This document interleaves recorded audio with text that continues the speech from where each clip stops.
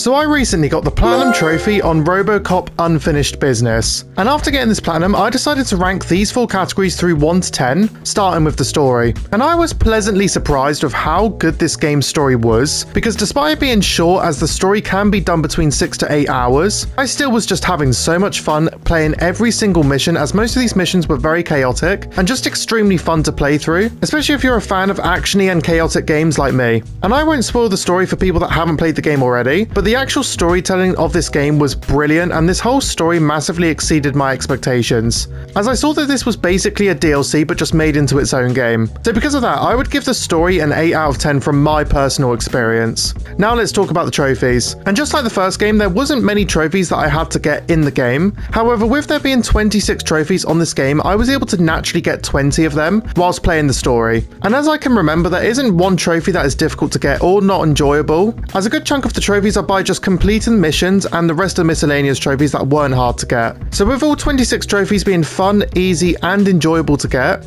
the trophies get an 8.5 out of 10. Now let's talk about the gameplay. And the gameplay overall wasn't much of an improvement to the first game. However, they did add some new moves and abilities like environmental takedowns and new guns to use, etc. And those small changes alone, on top of an already satisfying and amazing gameplay in general, made me really enjoy the gameplay, as the shooting still felt satisfying, especially when getting headshots, and so did throwing enemies into walls, etc., as that is always fun to do. And like I said, just all the action I had to deal with throughout this game made this so much more fun, so the gameplay gets a 9 out of 10. And finally, let's talk about the difficulty. So at the time when I was going for the Platinum, there was no difficulty rating as the game had just been released, but from my personal experience, this Platinum wasn't hard at all, as like I said earlier, I managed to naturally get 20 of the 26 trophies in the game without looking at the trophy list and no guide. And the other 5 miscellaneous trophies were extremely easy to get and took me less than an hour to get, so I would give the difficulty a 2 out of 10. The full Platinum video is out on my YouTube channel now, so be sure to go watch that video if you haven't already.